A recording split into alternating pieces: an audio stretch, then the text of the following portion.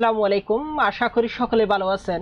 আজকে আমি যে প্রজেক্টের ওভারভিউ দিব সেটি হচ্ছে একটি ব্লক প্রজেক্টের ব্যাকএন্ড, যেটি রেগুলার ফাইল স্ট্রাকচার অনুযায়ী সাজানো হয়েছে।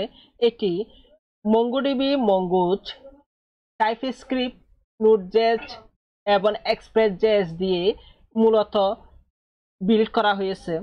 যেখানে আমি রেখেছি অথেন্টিকেশন অর্থাৎ রেজিস্ট্রেশন, লগ ইন এবং ব্লক, যেখানে logged in user block post করতে পারবে এবং নিজের ব্লক ডিলিট আপডেট করতে পারবে।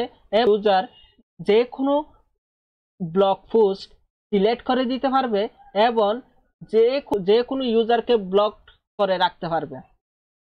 আমি রুল বেস অ্যাক্সেস কন্ট্রোল করেছি এবং এবং পাসওয়ার্ড ইনক্রিপশনের জন্য ব্যবহার করেছি বিক্রিপ্ট এবং টোকেনের জন্য ব্যবহার করেছি জেসন ওয়েব টোকেন। আর ব্লক পোস্ট সার্চ করার জন্য আমরা ইমপ্লিমেন্ট করেছি সার্চিং, ফিল্টারিং এবং একটা পেজে কতটা ব্লক পোস্ট একসাথে দেখানো যাবে তার জন্য ইমপ্লিমেন্ট করেছি পেজিনেশন। আমার ইউজার স্কিমা, যেখানে কিছু কাজ প্রি হুক এবং পোস্ট হুক দিয়েও করা হয়েছে, পাশাপাশি স্ট্যাটিক ব্যবহার করেও করা হয়েছে। যে কাজটা, যে এপিআই কল আমার একাধিক জায়গায় করা হচ্ছে, সেটি যাতে একাধিক জায়গায় কল করা না হয় তার জন্য এখানে স্ট্যাটিক মেথড ব্যবহার করে ফেলছি। এতে এই স্ট্যাটিকটা কল করে আমি ওই কাজটা বিভিন্ন জায়গায় করতে পারবো। এতে একাধিক জায়গায় আমার একই এপিআই কল করতে হবে না, অর্থাৎ কোড রিপিটেবল হবে না। একইভাবে ব্লগের জন্য স্কিমা ডিজাইন করা হয়েছে। এটা হচ্ছে ব্লগের জন্য স্কিমা। তা আমরা চলে যাই এপিআই টেস্টিংয়ে। তার জন্য আমরা পোস্টমেন্টে চলে যাব। পোস্টমেন্টে গিয়ে প্রথমে একটি ইউজার রেজিস্ট্রেশন করব। তাদের দিতে হবে নেম, পাসওয়ার্ড, ইমেল। এখন যদি আমি সেন্ডে ক্লিক করি তাহলে দেখতে পাবো আমাদের একটি ইউজার ক্রিয়েট হয়ে গেছে, যেখানে আমাদের রেসপন্স দিচ্ছে মেসেজ, ডাটার মধ্যে নেম, ইমেল, রোল, পাসওয়ার্ড সহ বিভিন্ন কিছু চলে আসছে এবং সাকসেস হচ্ছে থ্রু। আর এই ইউজার দিয়ে যদি আমরা লগ ইন করতে চাই তাহলে এপিআইটি হচ্ছে মেইন ইউআরএল এর সাথে অথ লগ ইন। লগ ইন করার জন্য আমাদের দিতে হবে পাসওয়ার্ড। আমাদের পাসওয়ার্ড ছিল, রেজিস্ট্রেশনের জন্য পাসওয়ার্ড ছিল ইউজার 1234। আমি ঠিক একই পাসওয়ার্ড দিয়ে দিব, ইউজার 1234। আর ইউজারের ইমেলটি ছিল user@gmail.com। আমি যদি সেন্ডে ক্লিক করি তাহলে আমরা দেখতে পাবো আমাদের ইউজারটি লগ ইন হয়ে গেছে এবং আমাদের রেসপন্স এসেছে মেসেজ লগ ইন সাকসেসফুল এবং ডাটার মধ্যে আমাদের টোকেনটি দিয়ে দিয়েছে সাকসেস থ্রু। আমি এই টোকেনটি কপি করে নিব, কারণ আমাদের পরবর্তী যে ব্লক পোস্ট, অ্যাক্সেস, ডিলিট এই কাজগুলো হবে সেটি এই ইউজারের অর্থাৎ লগড ইন ইউজারের টোকেন ছাড়া হবে না। এখন টেস্ট করব ব্লক এপিআই, যেখানে আমি প্রথমে একটি ব্লক ক্রিয়েট করতে চাই। তার জন্য আমি মেইন এপিআই ইউআরএল সাথে ব্লকস দিয়ে যদি পোস্ট করি তাহলে দেখা যাবে এখানে একটি এরর শো করবে এবং এররটি আমরা নিজের মতো করে কাস্টমাইজ করে দিয়েছি, যেখানে প্রথমে ফলস, এরপর মেসেজ হিসাবে you are unauthorized to access, তারপর এররের মধ্যে এররটা দিয়ে দিচ্ছে। আমি যদি লোকাল ইউআরএল ইউজ করতাম তাহলে এখানে নিচে একটি স্ট্যাকের মধ্যে কোথায় এররটি হয়েছে সেটি দেখাতো। এখানে দেখাচ্ছে আনঅথরাইজ, অর্থাৎ আমরা লগ ইন অবস্থায় শুধুমাত্র ব্লক ক্রিয়েট করতে পারবো। এখানে যেহেতু আমি অথরাইজেশনের মধ্যে আমাদের টোকেনটি দিয়ে দেইনি, তার জন্য আমাদের আনঅথরাইজ এই এররটি শো করতেছে। তা আমি কিছুক্ষণ আগে যেই লগ ইন করেছি তার টোকেনটি নিয়ে নিব। টোকেনটি নিয়ে যদি আমি এখানে বেয়ারের টোকেন হিসাবে এটি সেট করে দিই তাহলে আমরা এই ব্লকটি ক্রিয়েট করতে পারবো। ক্রিয়েট করলে আমাদের সাকসেস মেসেজ হিসাবে যে ডাটাগুলো শো করবে সেটি হচ্ছে আমাদের আইডি চলে আসবে, টাইটেল, কন্টেন্ট, সাথে অথর চলে আসবে, অথরের অল ডাটা সহ। এই অথরের আইডিটা পেয়েছিল আমাদের ওই হেডারের টোকেন থেকে। যে ব্লকটি ক্রিয়েট করেছি সেটি আপডেট করতে পারবো।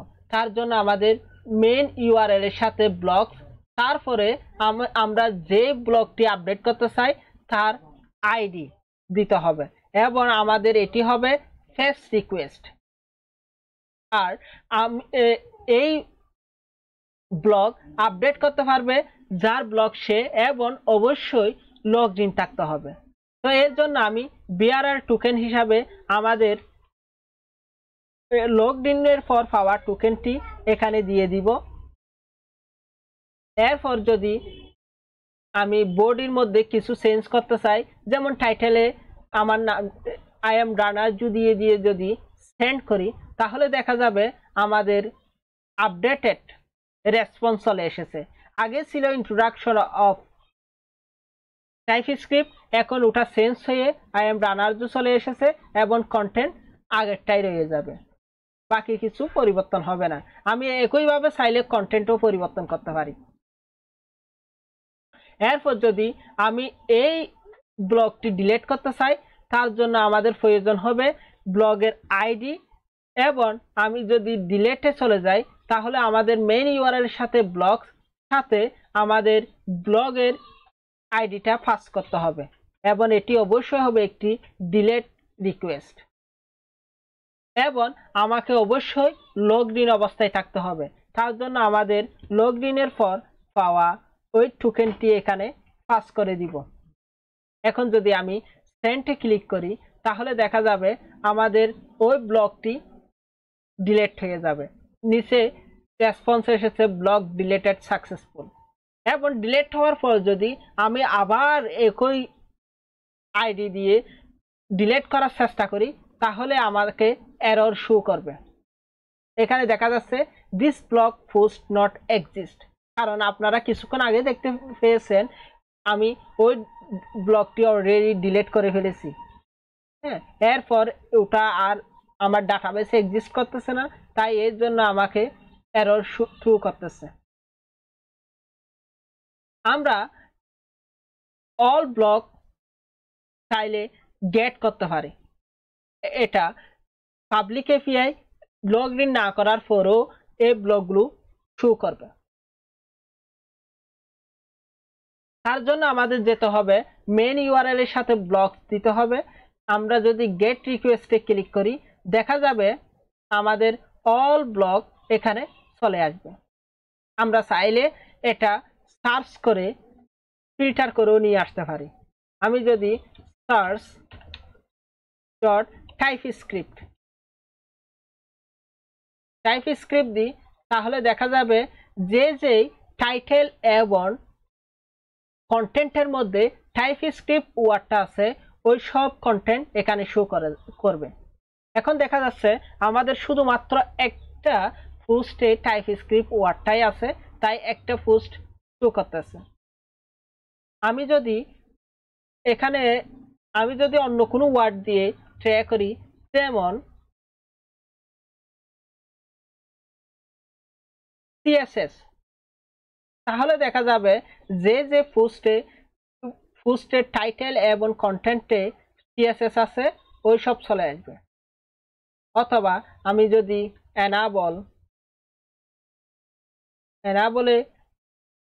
এনাবল দিয়ে সার্চ করি তাহলে দেখা যাবে এখানে একাধিক পোস্টে এনাবল লেখাটা আছে, তার জন্য আমাদের একাধিক অর্থাৎ 3টা পোস্ট এখানে চলে এসেছে। আমি চাইলে এখানে শর্ট অর্ডার এবং শর্টেড, আমরা চাইলে এখানে শর্ট অর্ডার এবং শর্ট বাই দিয়েও আমাদের পোস্টগুলো ফিল্টার করে নিতে পারি। তার জন্য আমাকে দিতে হবে শর্ট অর্ডার। আমরা শর্ট অর্ডার হিসাবে ক্রিয়েটেড এবং শর্ট অর্ডার ডিসেন্ডিং দিয়েছি। এখানে আমাদের প্রথম ব্লকটি দেখা যাচ্ছে ডিপ্লয়িং অ্যাপ্লিকেশন উইথ ডকার। আমি যদি সেন্ডে ক্লিক করি তখন দেখা যাবে একই আছে, অর্থাৎ আমার বর্তমানও ডিসেন্ডিংয়ে আছে।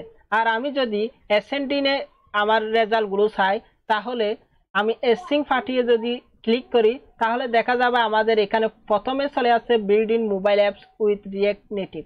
এখন অ্যাসেন্ডিংয়ে সাজানো হয়েছে, অর্থাৎ ডিফল্ট অবস্থায় আমাদের ডেসেন্ডিংয়েই থাকে। আমি চাইলে কোনো একটা নির্দিষ্ট পোস্ট আমি আইডির মাধ্যমে অথরের আইডি দিয়েও সার্চ করে নিতে পারবো। তার জন্য আমাকে দিতে হবে ফিল্টার, তারপর ওই নির্দিষ্ট অথরের আইডিটা আমাকে ফার্স্ট করে দিতে হবে। আমি সিম্পলি জন ডো এই এর অথরের আইডিটা ফার্স্ট করে দিচ্ছি। তখন দেখা যাবে ওই অথরের যতগুলা ব্লগ পোস্ট আছে সবগুলো এখানে শো করবে। এখানে দেখা যাচ্ছে জন ডোর একটাই মাত্র ব্লগ পোস্ট আছে, তাই একটাই শো করতেছে। এখন টেস্ট করব এডমিনের এপিআই গুলো, যেখানে এডমিন যে কোনো ইউজারকে ব্লক করে রাখতে পারবে এবং যে কোনো ইউজারের ব্লগ পোস্ট ডিলিট করে দিতে পারবে। তার জন্য আমি প্রথমে একজন এডমিন হিসাবে লগ ইন করে নিব, কারণ আমাদের লগ ইন অবস্থায় যদি এডমিন না থাকে তাহলে এডমিনের প্রসেসগুলো আমরা কন্টিনিউ করতে পারবে না।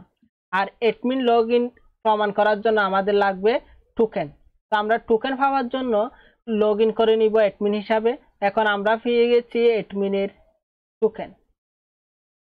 আমি যদি একজন ইউজার ব্লক করতে চাই এডমিন হিসাবে, তাহলে আমাকে মেইন ইউআরএল এর সাথে এডমিন, এরপর ইউজার, এরপর আমি যেই ইউজারকে ব্লক করতে চাই তার আইডি, এরপর ব্লক।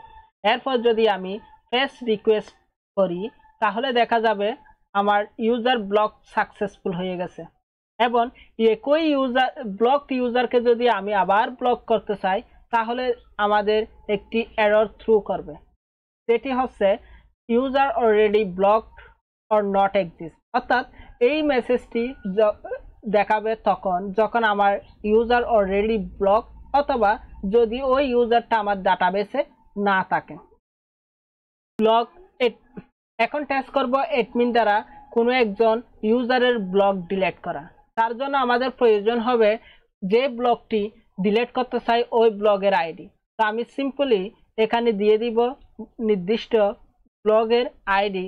এখন আমি যদি ডিলিট রিকোয়েস্ট করি, তাহলে আমাদের ওই ব্লকটি সাকসেসফুলি ডিলিট হয়ে যাবে। একই ব্লক এখন ডিলিট হয়ে গেছে, আমাদের ডাটাবেস থেকে চলে গেছে।